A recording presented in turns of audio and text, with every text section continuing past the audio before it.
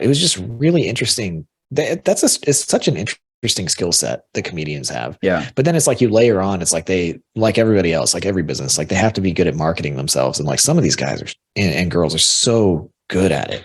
Like, and I think that a lot of it too is probably because of Joe Rogan, because like if Joe Rogan comes on your podcast, because like the guy you were just talking about with the mustache, what's his name again? Andrew Schultz. Andrew Schultz. Yeah.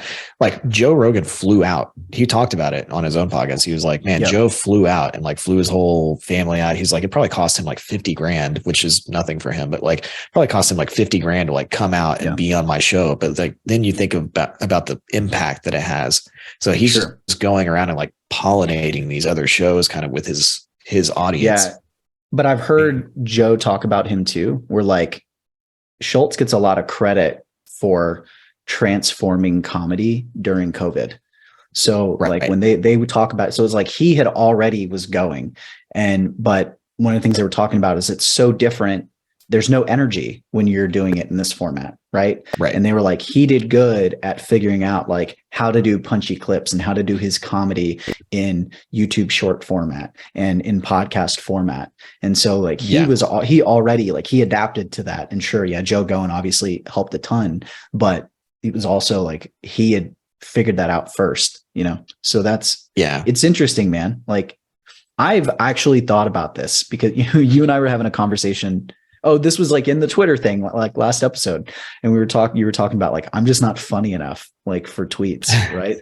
And I was thinking back and I was like, man, I have a hard time, like not just being serious when I'm recording a YouTube video and stuff. Like I get into business, I get into like robot mic mode, I'm just educating, but then it's like, you go to like our coaching calls and it's not that at all. And it's funny and it's like loose. And I'm like, how do you bring that in? Like, I don't know how to bring that in. Like I know how to do the off the cuff.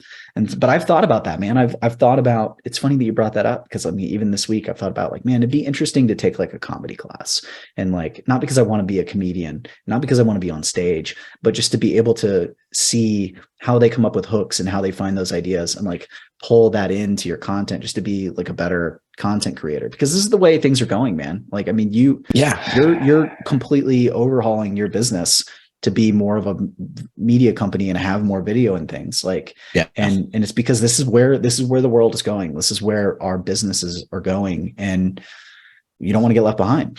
Yeah. Unfortunately, that's where it's going. It's so much harder. I feel, well, I don't know. I'm just saying that because I came up in you just wrote stuff and published it.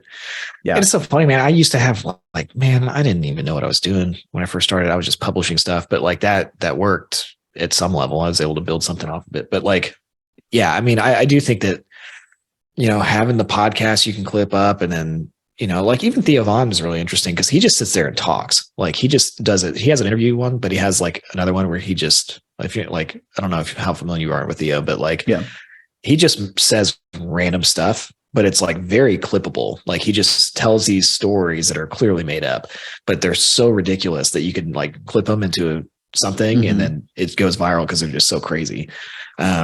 I think there's a skill to being clippable too, though. Like, we haven't really figured this out yet, but I'm starting to become more aware of it. Like when we were going through and we were talking about Twitter and I had on the phone, like the conversation that was going through my head was like, okay, I need to get through these and put them out there because like, this is a clip. And so now I'm sure Hudson can go in there and he can take some of the little pauses and the things out and make it more into a clip. But it was like, you can talk in a certain way to where they can pull pieces or it's easier to edit. Yeah. But you got to learn that. I think comedians have that already. Like they have that timing down. I think the good ones. Yeah. Cause there was a big difference, but even the last comedy show I went to, like the opening guy and the second guy, and then the lady that came on after, like they were three different levels of funny. Like, so there's, maybe it's experience, maybe not. I don't know. Maybe it's just, that's why you are where you are. Right. Like, you're the headliner. If you're the opener, like you're trying to get there. You've gotten good enough to be that guy's opener. Now you got to learn. And that's how you learn though. Right. I'm sure you're learning while you're on that tour.